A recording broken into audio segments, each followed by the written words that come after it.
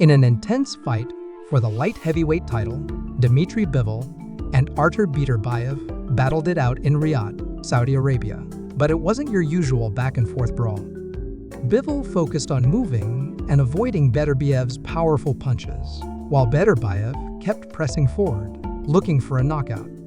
The fight left fans split. Was Bivol too careful, or was he smart to play it safe? With the judges giving the win to Beterbiev, the result has stirred up debate, and now all eyes are on a possible rematch. This fight was just the beginning, and boxing fans are excited to see what happens next.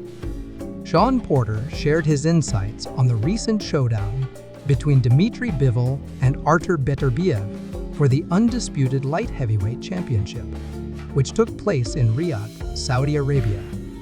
Porter believed that Bivol dominated most of the fight and should have been awarded a wide 8-4 victory in terms of rounds. According to Porter, Bivol's footwork and constant movement kept Beterbiev from finding his rhythm and landing clean, effective punches. He stressed that Bivol's ability to avoid Beterbiev's attacks was a crucial factor in limiting the latter's offense.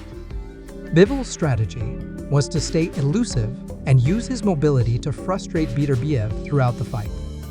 Porter highlighted that Bivol's use of light, fast punches, often called shoeshine shots, was enough to edge out most of the rounds, even though they were not very powerful. Porter had predicted before the fight that Bivol would win, considering that Beterbiev's age and recent knee surgery could slow him down. However, Beterbiev performed better than expected, almost matching his form from previous fights. Porter admitted that the only noticeable change in Bivol's strategy was that he spent more time circling the ring, avoiding exchanges to prevent getting knocked out. In the end, Bivol managed to avoid a knockout, which, in Porter's view, was a smart decision. By lasting the full 12 rounds, Bivol secured the opportunity for a rematch, which wouldn't have been possible if he had been knocked out. Lionel Thompson, appearing on the Porter Way podcast, also weighed in on the fight. He observed that Bivol fought cautiously, not taking unnecessary risks, and focusing more on surviving than winning decisively. Thompson noted that Bivol's strategy was built around short bursts of action. He would engage briefly and then retreat before Beterbiev could respond. When Beterbiev did land solid punches, Bivol would back off, sometimes running for extended periods before throwing another punch. Thompson explained that in close fights like these, perception plays a big role. Beterbiev's punches, even when blocked, gave the impression that he was in control, while Bivol's tendency to retreat gave the judges the impression that he was trying to survive rather than fight to win. Thompson also pointed out that Bivol's flashy punches looked good to the crowd, but were mostly hitting Beterbiev's gloves, meaning they did little real damage. On the other hand, even when Beterbiev's shots hit Bivol's gloves, the impact was enough to make Bivol immediately retreat, indicating that they were still powerful. Thompson believed that the judges likely gave the fight to Beterbiev because he appeared more determined and aggressive. He explained that Beterbiev's efforts to press forward, even when missing some shots, made him look like the more dangerous fighter. Meanwhile, Bivol's constant movement and defensive approach gave the impression that he was more focused on avoiding punishment than winning. Adding to the analysis, Lonnie B shared his personal scorecard, saying that he had Beterbiev winning 115-113, with Beterbiev dominating the final rounds. Lonnie emphasized that there were several moments in the fight where Bivol looked close to being knocked out. However, Bivol managed to survive by running around the ring and refusing to engage in exchanges. According to Lonnie, if Beterbiev had been a little faster at cutting off Bivol's movement, he would likely have scored a knockout. He explained that Bivol was able to avoid the knockout mainly by staying on his bike, moving constantly, and holding when necessary to escape danger. Both Thompson and Lonnie B agreed that Bivol began to show signs of mental fatigue in the later rounds. They mentioned that in rounds 8, 10, and 11, Bivol appeared mentally drained and on the verge of giving up under Beterbiev's pressure. Thompson noted that each time Bivol was hurt, he would immediately go into survival mode, running around the ring instead of engaging. By the 12th round, Bivol seemed to abandon any intention of fighting back, focusing entirely on moving and holding.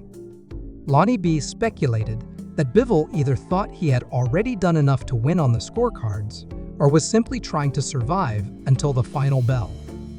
Despite losing, Bivol's decision to go the full 12 rounds worked in his favor from a business perspective. Thompson explained that by surviving the fight, Bivol secured a chance for a rematch, which would not have been possible if he had been knocked out. Even though Bivol didn't argue much about the judge's decision, his promoter and team can now push for a rematch by suggesting that the fight was closer than it seemed. Thompson believed that Bivol knew deep down that he hadn't won, which is why he didn't make a big deal about the loss. Shawn Porter summed up his thoughts by saying that while Bivol was able to take away many of Beterbiev's key moments during the fight, his failure to throw enough punches in the later rounds cost him the victory. Porter explained that although Bivol's movement disrupted Beterbiev's rhythm and prevented him from capitalizing on opportunities, it wasn't enough to win. In the end, Bivol's strategy of fighting cautiously and in short bursts proved self-defeating. While Bivol succeeded in avoiding a knockout, he ultimately lost because he wasn't active enough to convince the judges that he deserved the win. Porter also pointed out that the fight demonstrated the importance of balancing offense and defense in boxing. While Bivol's strategy kept him safe from a knockout, it came at the expense of his ability to win decisively. This highlights the difficulty fighters face when up against power punchers like Beterbiev. They must not only avoid danger, but also create meaningful offensive moments to convince the judges. In Bivol's case, his constant retreating gave the impression that he lacked confidence in his ability to withstand Beterbiev's power, which likely influenced the judges to favor Beterbiev's aggression. Porter explained that in such high-stakes fights, a cautious approach might prevent a knockout, but it can also lead to a close decision loss, which is what happened here. Thompson's analysis also touched on the psychological challenges Bivol faced during the fight. He suggested that every time Bivol felt the impact of Beterbiev's punches, even through his gloves, it took a toll on him mentally. Thompson described how fighters can sense when their opponent is beginning to break mentally, and Beterbiev seemed to recognize those moments in Bivol. This is likely why Bivol spent the later rounds running, not just to avoid physical damage, but also to regain his composure. However, Bivol's retreating created the perception that he was in survival mode, which influenced the judges to lean toward Beterbiev as the more dominant fighter, despite the fight being closely contested. Looking ahead, the possibility of a rematch between Bivol and Beterbiev brings both excitement and questions. A rematch would provide Bivol with a chance to adjust his strategy and be more assertive in the ring. On the other hand, Beterbiev could work on refining his ability to cut off the ring, ensuring he doesn't miss out on knockout opportunities next time. The outcome of the first fight also raises questions about Bivol's mindset going forward. Will he stick to his cautious style or take more risks to secure a win? Fans and analysts alike are eager to see if a rematch will offer new dynamics or if it will unfold similarly, with Bivol opting for safety and Beterbiev applying relentless pressure.